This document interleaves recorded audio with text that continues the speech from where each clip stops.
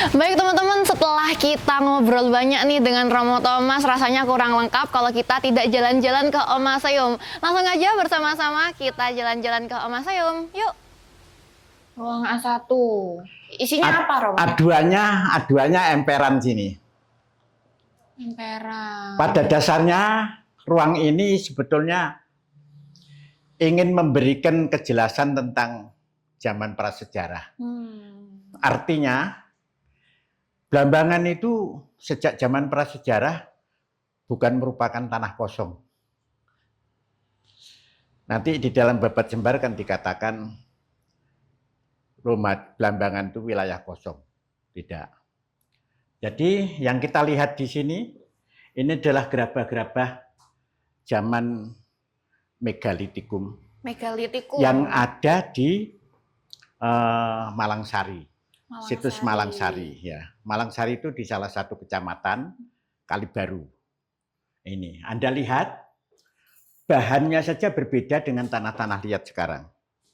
Lalu ornamen yang ada itu hanya gambar-gambar coret-coretan geometris. Ya. Ini, semacam ini. Kita sudah bisa melihat bentuknya bagus, ya. Bahannya juga tanah liat yang bagus.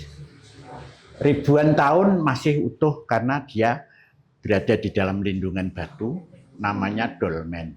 Dolmen. Batu besar, lalu ada penyangga-penyangganya. Di bawahnya ada sangu kuburnya berupa ini, yang isinya antara lain manik-manik. Jadi itu dulu barang berharga, menunjukkan status warga itu seperti apa. Nah, yang batu-batu ini adalah kapak-kapak zaman Neolitikum. Di Kendeng Lembu, kecamatan sebelah daripada Kalibaru itu ada kecamatan Glenmore. Nah, ruangan ini walaupun saya ingin mengajak melambangkan zaman prasejarah, tapi campur karena memang saya koleksi. Ya. Dan ini betul-betul omah, bukan museum. Omah. Tapi saya punya koleksi, saya tata seperti museum, lalu saya sebut omaseum. Tapi saya juga mengajukan izin ke pemerintah untuk dirikan museum, ternyata dapat izin. Jadi saya sudah punya izin, dan saya juga merupakan edukator yang sudah dapat lisensi BNSP, jadi punya hak bicara, punya hak kemampuan untuk bicara museum, sebagai kurator museum juga itu. Luar biasa sekali. Jadi ini saya masukkan di sini fosil karena apa? Tanah Jawa kan sudah dihuni oleh penduduk 1.800.000 tahun yang lalu. Di Sangiran itu ada museum. Iya. Ada Homo sapiens, ya. Jadi sama Homo erectus jalan tegak. Ini salah satu fosil-fosil yang kita dapatkan dari Bengawan Solo. Satu aliran dengan Sangiran. Ya. Nah, Bengawan Solo itu tiap musim kering, asap. Di sana ada pengeduk pasir yang mendapatkan ini, dan dia dikirim ke Bali. Punya langganan di Banyuwangi. Setiap kali datang sini, langganan itu nelpon saya. Sebelum datang ke Bali, saya ambil duluan.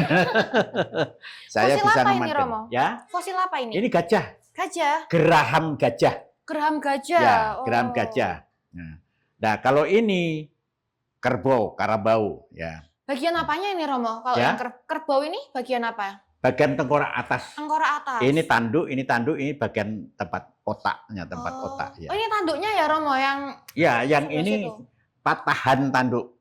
Ini patahan tanduknya panjang. Kalau diteruskan ada tanduknya ya? Iya, ya. Luar biasa sekali. Nah, di samping ini tulang belulang yang lainnya, ini juga fosil-fosil semua. Ya.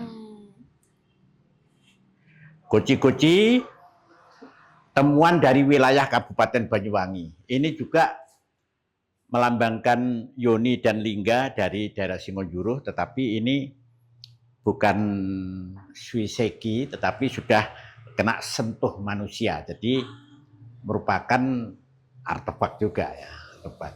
Nah, kayu ini mewakili mewakili sebuah gaya yang disebut gaya Karduluk di Madura, dekat Sumenep, di selatannya Aeng Tong Tong, tempat perkerisan itu ada desa namanya Karduluk. Ahli pahat yang kena pengaruh dengan ahli-ahli pahat dari Cina. Di sana ada kuburan tempat makam raja-raja, namanya Astatenggi itu ukirannya banyak yang pengaruh Cina. Nah, ini ketika dasarnya untuk hiasan atau apa pada zaman dulu fungsinya, Romo? Ini pintu ini. Lawangan itu di atas ada jendela, jendela di tengah pintu. Jadi ini di gawangnya. Ini sebelah kiri, sebelah kanan, ini tengah. Lah Karduluk tadi itu menurut legenda ketika penatahnya pulang ke Cina naik buruk, kuda terbang, tatahnya jatuh di Karduluk, orang Karduluk otomatis nggarap jadi ini seperti ini. Oh, gitu. Ceritanya seperti itu ceritanya ya. Itu. Nah ini peradaban yang tertua di Blama, tapi bukan tertua, yang sudah mulai masuk sejarah. Karena sudah mengenalkan Wonocoroko itu di wilayah Beji. Di dekat kecamatan Glenmore, di Gumuk Kancil. Ya. Ini petirtaan Resi Markandeya abad ke-8. Zamannya Raja Mataram kuno. Bukan Mataram Islam, tapi Mataram kuno. Abad ke-8. Ya. Abad ke-8 sudah terjadi lalu lintas ke Bali. Wong dia itu dengan rombongannya 800 orang ke Gunung Agung. Gagal terus kembali lagi, bawa lagi rombongan. Jadi bukan hal yang baru abad ke-8 bagi Blambangan. Ya. Nah, ada yang artefak-artefak dari zaman prasejarah. Luar biasa. Kita masuk ruang B. Ruang B ini sudah banyak menyangkut Blambangan. Ini uang gobok yang menunjukkan angka tahun mulai abad ke-7 ya, sampai ke abad ke-18. Jadi dari sini kita tahu bahwa sudah ada komunikasi, sudah terjadi jual beli ya, transaksi. Iya, ya, sudah Romo. ada transaksi. Iya. Ya. Nah, menunjukkan bahwa Blambangan bukan sesuatu yang baru. Ya. Terus temuan-temuan semacam ini, serpian kita kumpulkan karena di sini ada apa itu? Apa itu, Romo? Ada guratan. Oh iya. Itu guratan Surya Majapahit itu. Yang kayak bintang gini ini, tuh. Guratan-guratan tuh. Iya. Itu Surya Majapahit. Artinya keberadaan ini pada zaman Majapahit. Nah, termasuk ini juga Surya Majapahit ini. Ini sangku namanya. Ya, ada angka tahun, juga ada gambarnya Surya Majapahit ini. Barang porselen-porselen. Ya, yang menunjukkan hubungan dengan Cina. Ya. Ini juga terakota ini yang dari tanah ini. Itu yang dari Tembok Rejo, yang wanita 1A itu ya, Romo? 1A. Kemudian yang 1B ini dari Macan Putih. Macan Putih. Bedanya hampir 300 tahun sendiri. Di Macan Putih itu sudah bebas. Mata-matanya bikin cuma ditempel-tempel. Ya.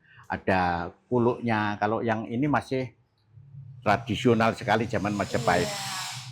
Karena pengaruh tahunnya yang beda itu ya, Romo, ya, perbedaan tahun tadi itu ya. Ya. Nah, di luar ini fosil-fosil. Oh.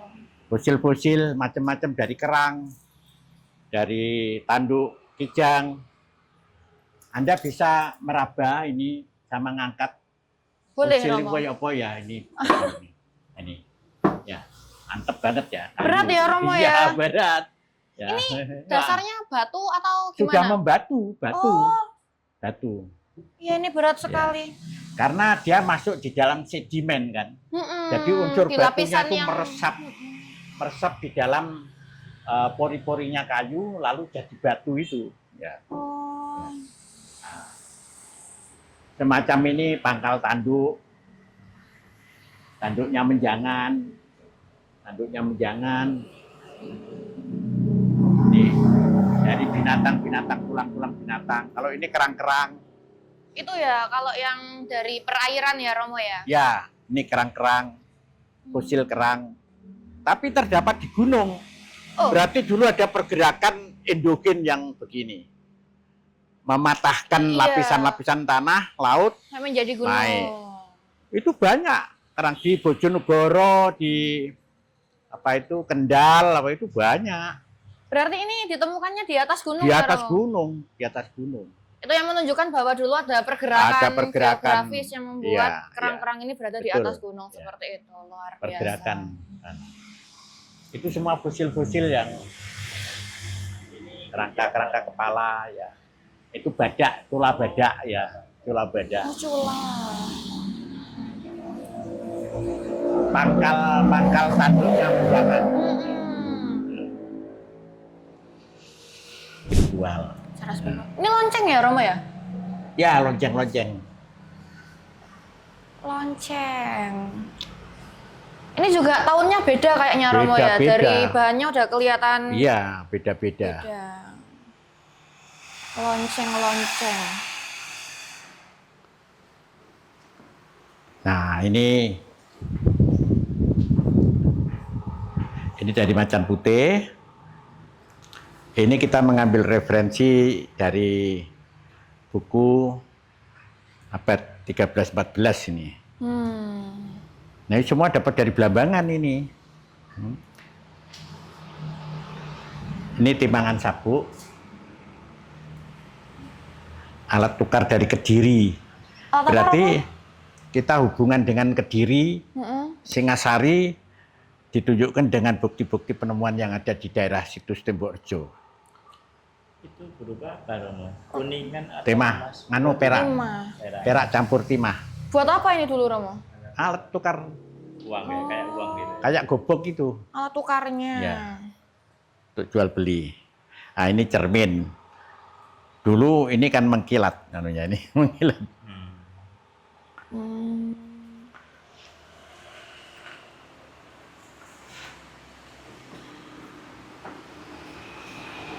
Ini ada cincin juga ya Romo? Yang ada tanda-tanda kuning ini ada dalam buku. Nanti di situ ada keterangannya, diketemukan di mana, ukurannya berapa, kegunaannya apa, ada semua di dalam buku. Luar biasa. Kalau ditaruh di sini, pobek nggak bisa di nganu. Nggak bisa dilihat. Nah, ini unik ini. Ini hemat saya juga belum tahu. Tapi kurang lebihnya ini prasasti. Karena di Cungking sini ada lempengan perunggu yang memberikan informasi tulisan. Ada no, ada bo, ada ngo, apa itu di sini. Ini masih gulungan. Oh. Nanti akan kita buka dengan ahli cagar budaya, dengan dipanasi gitu, supaya dia tidak pecah. Iya, tulisannya. Pelan-pelan ada tulisannya apa enggak. Ini cukup banyak, saya masih utuh ini. Ini berarti berupa gulungan-gulungan ini dalamnya ada tulisannya harusnya ya Romo? Saya yakin ada tulisannya, tidak mungkin digulung gaya apa iya. ya. Pasti ada informasi itu. Pesan-pesan yang mungkin. Ya, ya. Ini celengan zaman dulu ada. Ada lubangnya buat memasukkan uang, iya. Nah, ini terakota yang saya buat di cover buku itu. Ya, oh yang ini. Ini Romo. aslinya ini. Mengapa saya ambil? Karena karakter pembuatannya bagus ya. Membuatnya wataknya ini. Dan di sini ada mata ketiga. Itu cakra yang disebut cakra Atsna itu. Jadi ada 7 cakra kan di Cokro Manggilingan itu ada 7 cakra. Ini cakra yang kedua di sini, mata ketiga namanya cakra Ajna. Ya. Cakra Ajna. Ya, Ajna ya. Nah, itu menunjukkan bahwa dia bukan patung sembarangan ini. Iya. Pasti sekurang-kurangnya Brahmana. Ya. Tingkat agama yang tinggi. Betul Ya. sekali. Polos banget wajahnya, polos dan karyanya bagus lah ya. Iya, ini yang Ini ada juga di cover. buat-buatannya bagus semua ya. Seperti ini air suci ya. Nah, banyak kita punya sumber tekstual tentang Blambangan ini. Terutama Negara Kertagama dalam buku itu ada 46 pupuh yang saya pakai ya. 46 6 pupuh, nanti Anda lihat di bagian belakang ya. Betapa jejak-jejak sejarah itu sangat padat dan meyakinkan. Ya. Nah, saya pakai Negara Kertagama yang Profesor Dr. Yana. Oke. Mengapa saya pakai itu? Karena dia memfoto lontar aslinya. Ada ya Romo ya. Kemudian dimelayukan mengenai bunyinya itu. Kemudian yang ketiga terjemahan bahasa Indonesia. Jadi kita bisa kontrol kalau ada sesuatu yang meragukan, kita kontrol tiga-tiganya. Nah, kalau yang Slamet Mulyana tidak selengkap analisanya yang pertama, Profesor Dr. Yana. Ya. Dan itu sekali. merupakan kajian terakhir. Berarti dia sudah kebek sama anu kan? Sejarah. Kebek pertimbangan ya, Iya. kebek. Ya. Ini ada wayang beber yang hancur ini sudah. Tapi saya amankan dengan Mika ya apa ini? ini biar masih bisa dilihat. Kayaknya ini cerita Panji karena dia pakai helm stekes sama celana yang sampai 1 dengkul saja. Itu ciri-cirinya Panji di sana. Cerita Panji menyebar di abad ke-11, 10 ya, Panji Inokertopati, dan itu dimuat dalam buku Thomas Stafford Raffles. Termasuk salah satu acuan saya diketemukannya kata-kata Blambangan. Ya. Di situ Panji Inokertopati pulang dari Bali, mampir di wilayah Blambangan, ujung timur Pulau Jawa. Iya, Romo Ya. ya.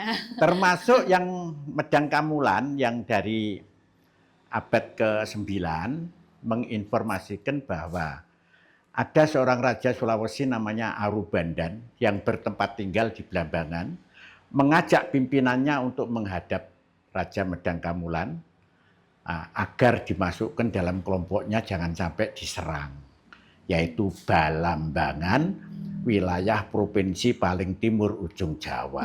Ya, jadi kita banyak titik-titik ya, jejak-jejak yang bisa kita telusuri. Di dalam buku itu ada 100 jejak yang saya tulis, jejak 1, jejak 2 sampai 100. Karena apa?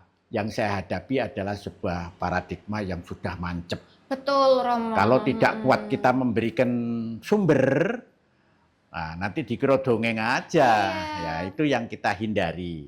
Kita bicara sejarah.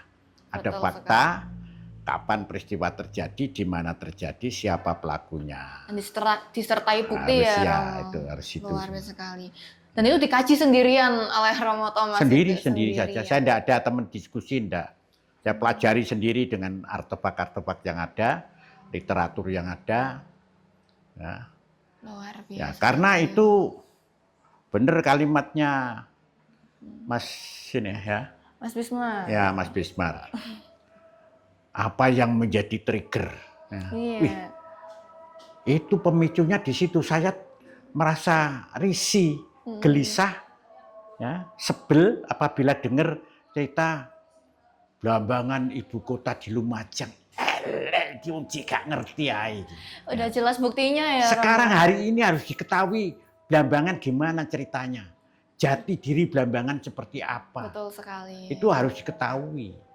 Kalau enggak tetap ngambang saja. Seperti yang ditulis Pak Margana. Blambangan jauh di dalam waktu. Ya, laksana negeri entah berantah. Iya. Bukan, kita ini real ya. Iya, real, betul ya. sekali. Padahal sebelumnya udah Ya. ada kehidupan di masa itu. Ada Seperti kehidupan berbukti sejarah. Nggih. Nah, semacam ini adalah artefak kebu-kebuan dari alien. Ini yang dipakai ritual betul-betul supaya tanah itu terbebas dari penyakit, ya, pakai ritual. Tetapi ini sudah dimuat di pickup mau dibawa ke Bali karena laku dijual. Saya parani, saya dapat telepon, ya saya unggahi regone biar nggak hilang. Iya. Ini sekarang sudah tidak ada ritual itu, yang ada upacara-upacaraan, Iya. ya, tradisi dipertontonkan, Entertain ya ya, Romo ya. entertain sudah. Kalau dulu ini Kalau memang real beneran Ini untuk digunakan untuk di galengan itu ditaruh, didongani, diobongi menyan. Pokok masih kental dengan yang sebenarnya. Iya. Memohon supaya tidak kena pereng, tidak kena penyakit. Ya. Tahun berapa? Bupati lihat ini dalam keadaan begini, karena bupati itu kan agak unik ya. Orang Gandrung tradisinya memang tidak pakai kain, minta supaya ditutupi. Ya. Kalau tradisinya kan memang tidak pakai kain. Iya. Ya setengah. Mungkin dianggap porno. Tahun berapa ini Romo kira-kira Romo? Kebu-kebuan. Tahunnya Oh, tahunnya sudah abad 18. abad 18 ya, sudah jauh abad lebih 18. maju Sudah dari abad yang ada 18 di ya.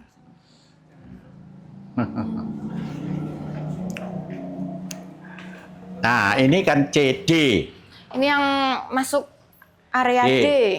D itu campur sudah, ada numismatik, ada alat-alat dukun ya, yang kita dapat koleksi ya. Iya. Jadi ini adalah kehidupan nyata dalam masyarakat. Ya. Masih banyak yang bisa digali. Kok ini, kok waktu ini disimpan, kok jadi duit kekuatan, apa itu Iya. banyak bisa digali. Nah, saya sendiri banyak belajar mengenai porselen dari pecahan-pecahan yang ada begini. Kita belajar warna, blue, lalu warna dinasti Qing, bahan-bahan dinasti Ming. Iya. Semua berbeda-beda. Belajar bentuk, belajar dekorasinya. Ya. Dari sini kita mateng. Finalnya di sini ya, Iya. Romo ya. Ini EF, ini keris-keris. EF, arena EF, keris-keris. Oke. Blambangan kan termasuk tangguh sepuh, Iya. artinya tangguh tua. Karena Mataram kalah tua sama Blambangan. Mataram kalah tua sama Blambangan. Lebih tua Blambangan ya. Iya, Romo, ya? Mataram kan masih. Setelahnya. Iya. Ini apa Romo? Ini tempat pusaka Nogopringgo. Nogopringgo sudah lama Tidak. terjual dulu. Saya sudah punya duplikasinya ini. Oh, Ini duplikasinya Nogopringgo. duplikasi. Punyanya Empu Sabar. Iya, ya. Punyanya Raja siapa? Bupati Pringgokusumo terakhir yang itu semasa itu menulis babat Tawangalun. Oh. Tawangalun. Nah, keris-keris ini adalah keris-keris kamardikan. Artinya keris yang dibuat baru, melandaskan budaya yang ada di Blambangan. Seperti ini, kan Anda sering dengar di Blambangan tuh ada istilah santet. Iya. Saya bikin keris santet. Nah, lalu Ini keris ada- gagak.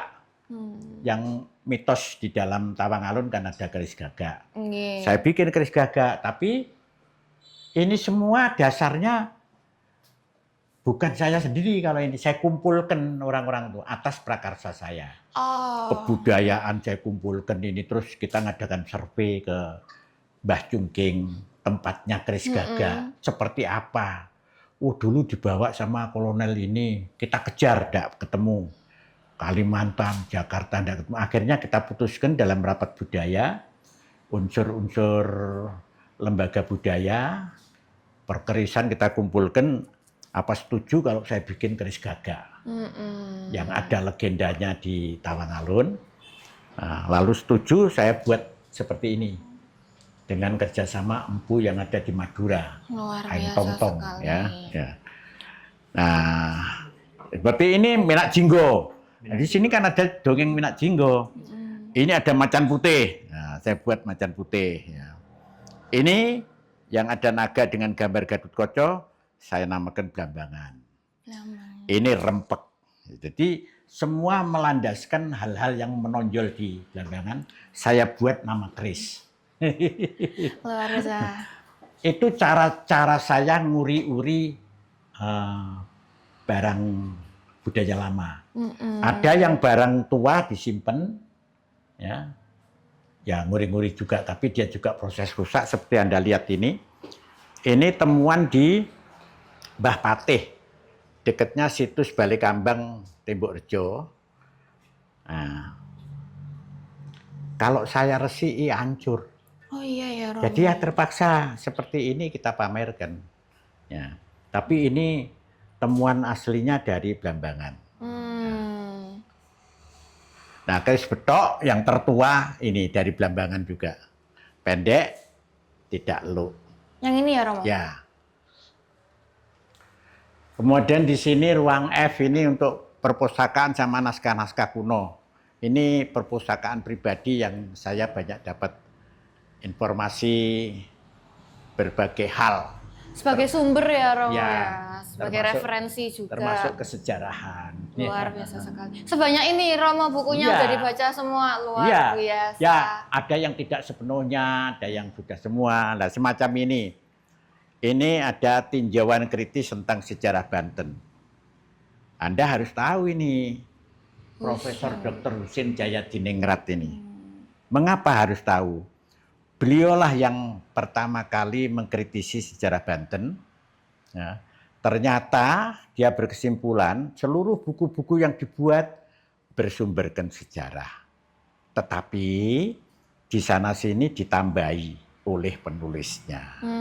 Sejarawan harus mampu memilah-milah mana fakta dan mana yang bukan. Betul sekali. Nah, demikian juga tadi saya ketinggalan komentar mengenai yang terakhir tadi. Iya. Saya lupa mengemukakan bahwa saya juga membuat pendapat terhadap Babat Jembar. Iya. Babat Jembar saya jejerkan sama Babat Tawangalun. Babat Jembar punya keinginan tertentu, kelihatan di situ. Di bait 1 sampai bait 11. Yang sangat berbeda dengan ini, bahkan spekulatif.